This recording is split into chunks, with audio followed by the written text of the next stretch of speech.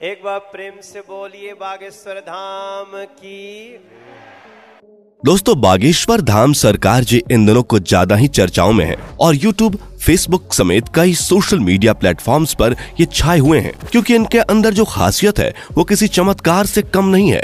कई लोग तो इन्हें साक्षात भगवान मान रहे हैं क्योंकि ये लोगों के झूठ का पर्दाफाश करने से लेकर भूतों को भगाने तक ये सभी काम चुटकियों में कर देते हैं। और अब तो मनोज तिवारी से लेकर अमिताभ बच्चन और यहाँ तक कि मोदी जी भी इनके फैन है। कहा तो यहाँ तक जाता है कि बागेश्वर सरकार का एक अदृश्य सेनापति है जो भूतों को भगाने में इनकी मदद करता है। तो क्या है बागेश्वर सरकार की असल सच्चाई, आइए जानते हैं इस वीडियो में। दोस्तों, यूं तो हमारे देश में कई बाबा आए और कई गए, कई सारे लोगों ने उनके आश्रम में माथे टेके, यहाँ तक कि बड़े बड़े फिल्मी सितारों ने भी इनके दरबार में अपनी हाजिरी लगाई। लेकिन इस समय जो प्रसिद्धि बागेश्वर महाराज जी को मिल रही है वो आज तक किसी को नहीं मिली है। लंबे लंबे बालों वाले, माथे पर चंदन और अक्सर सर पर पगड़ी बांधे नजर आने वाले बागेश्वर धाम सरकार जी की बात ही कुछ और है।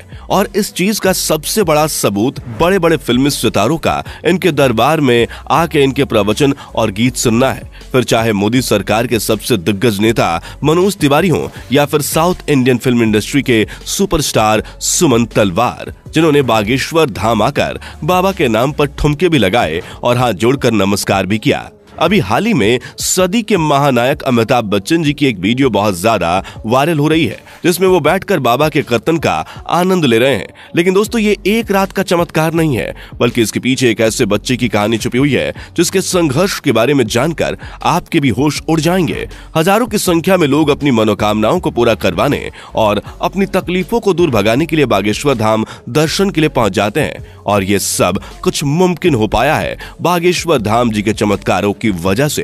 कहा जाता है कि स्वयं हनुमान जी की कृपा बागेश्वर बाबा के ऊपर बनी हुई है और उन्हीं की असीम शक्तियां हैं जिनकी सहायता से बागेश्वर धाम सरकार किसी के भी मन की बात को जान लेते हैं और उसके बताने से पहले ही कागज पर उसकी समस्याएं लिख देते हैं, जिसके कई सारे प्रमाण आपने इनके वायरल वीडियोस में देखे ही होंगे। स्टेज पर आकर जब कोई अपनी परेशानी बताता है तो बागेश्वर महाराज उसे पहले से ही लिखे हुए पर्चे को पढ़ने के लिए कहते हैं, जिसे देखकर भक्तगण पूरी तरह से आश्चर्यचकित रह जाते हैं क्योंकि उन्होंने अभी तक अपनी दुखों को और परेशानी को बाबा को बताया भी नहीं था। उससे पहले ही उनके बारे में बाबा पर्चे पर लिख चुके थे, जिसके बाद बाबा सभी के सामने परेशानियों का हल बताते हैं और भक्तों को ये विश्वास दिलाते हैं कि उनकी परेशानियां दूर हो जाएंगी। लेकिन दोस्तों, आपको बता दें कि बागेश्वर धाम काफी सख्त मिजाज के भी हैं क्योंकि अगर कोई इनके सामने झूठ बोलता है या फिर गलत नीयत के साथ अपनी इच्छाएं लेकर पहुंचता है तो ये उसकी पोल खोलने में भी कोई कसर नहीं छोड़ते। लेकिन ज्यादातर इनके पास परेशान लोग ही आते हैं। इनमें से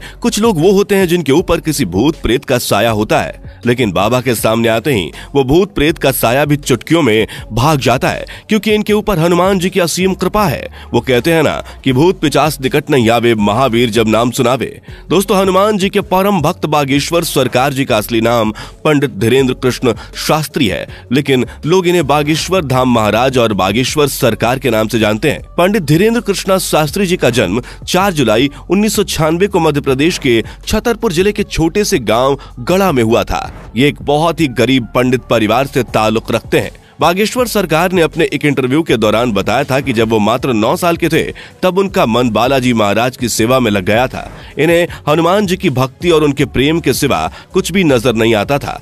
बागेश्वर महाराज जी का कहना है कि हनुमान जी की भक्ति और उनकी कड़ी साधना का ही परिणाम है कि उन्हें ऐसी सिद्धियां प्राप्त हुई हैं जिनकी वजह से वो लोगों की सहायता कर पाते हैं। असल में इन्होंने अपनी शुरुआती शिक्षा अपने दादाजी के साथ रहकर प्राप्त की थी। कहा जाता है कि इनके दादाजी भी अपने समय के बहुत बड़े विद्वान शास्त्री हुआ करते थे और उन्हें भी दिव्य शक्तियां प्राप्त थीं। इनके दादाजी भी दिव्य दरबार लगाकर लोगों की समस्याओं का हल करते थे। तभी से इन्होंने अपने दादाजी को अपना गुरु मान लिया और उनसे ही सारी चीजें सीखने लगे। दादाजी के साथ रहकर इन्होंने रामायण, महाभारत और गीता जैसे धार्मिक ग्रंथों का अध्ययन किया। लेकिन अगर इनकी प्रारंभिक शिक्षा की बात की जाए तो बागेश्वर सरकार ने अपने गांव से ही 8वीं तक पढ़ाई की। और फिर उसके बाद अपनी आगे की पढ़ाई पूरी करने के लिए वो गांव से करीब 6 किलोमीटर दूर जाया करते थे, क्योंकि गांव में हाई स्कूल नहीं था। इसी तरह इन्होंने 12वीं की परीक्षा दी और 12वीं पास करने के बाद इन्होंने बैचलर ऑफ आर्ट्स में अपना ग्रेजुएशन भी पूरा किया। यानी कि हनुमान जी की असीम कृपा के साथ साथ बागेश्वर सरकार के पास डिग्रियां भी हैं। बता दें कि अपने ग्रेजुएशन के दिनों से ही धीरेन्द्र कृष्ण अपने दादाजी की तरह बालाजी महाराज की सेवा करने लग गए थे। इनके घर के पास बालाजी यानी कि हनुमान जी का एक प्राचीन मंदिर भी है, जहां पहले इनके दादाजी दरबार लगाया करते थे, लेकिन उनकी मृत्यु के बाद दरबार कई सालों तक खाली रहने लगा। लेकिन धीरेन्द्र कृष्ण शास्त्री ने हनुमान जी की सेवा करनी नहीं छोड़ी और वो लगातार बालाजी के नाम का ध्यान करने लगे। लंबे समय तक ध्यान में लीन रहने के बाद इनके ऊपर बालाजी और उनके स्वर्गीय दादाजी ने अपनी कृपा दिखाई और अचानक से ही उन्हें असीम शक्तियों का एहसास होने लगा। उन्हें महसूस हो रहा था कि वो लोगों के मन की बातों को समझ सकते हैं, वे क्या चाहते हैं, उनके दिमाग में क्या चल रहा है। ये सारी बातें वे बिना कुछ कहे ही समझ जाते थे और उनका निवारण भी बताते थे। अपनी इन शक्तियों का इस्तेमाल करके इन्होंने लोगों के कष्टों को दूर करना शुरू कर दिया। लोग जब इनके पास अपनी समस्या लेकर आते थे तो ये पहले से ही उनके मन की बात समझकर उन्हें समस्या का समाधान बता देते थे। धीरे धीरे धीरेन्द्र शास्त्री जी को ये समझ में आ गया कि उनके अंदर उनके दादाजी की ही तरह दिव्य शक्तियां मौजूद हैं। तब जाकर उन्होंने अपना दरबार लगाना शुरू किया और यहीं से धीरेन्द्र कृष्णा शास्त्री बागेश्वर धाम सरकार के नाम से फेमस होने लगे। मंगलवार और शनिवार को अपना धाम लगाकर ये भक्तों के दुख तकलीफों का निवारण करते हैं। जिनकी अर्जी लगती है उन्हें बागेश्वर धाम अपने पास बुलाते हैं और उसकी समस्या को उसके बिना कुछ बोले ही सवाल और सवालों का हल एक पर्चे में लिख देते हैं, जिससे लोगों का विश्वास बागेश्वर धाम पर और भी ज्यादा बढ़ने लगा है। आप ये जानकर हैरान रह जाएंगे कि बागेश्वर धाम सरकार ने केवल भारत में ही नहीं बल्कि पूरी दुनिया में अपने दरबार लगाए हैं और लाखों की भीड़ इकट्ठा करके उनके दुखों का निवारण किया है। कुछ लोग तो इन्हें साक्षात भगवान का दर्जा देते हैं। हालांकि कुछ महिलाएं ऐसी भी हैं जो बागेश्वर धाम सरकार की खूबसूरती को देखकर उनके ऊपर अपना दिल हार बैठती हैं और उनकी बातें सुनने और उन्हें एक नजर देखने के लिए उनके धाम पहुंच जाती हैं। लेकिन अपने सख्त मिजाज के लिए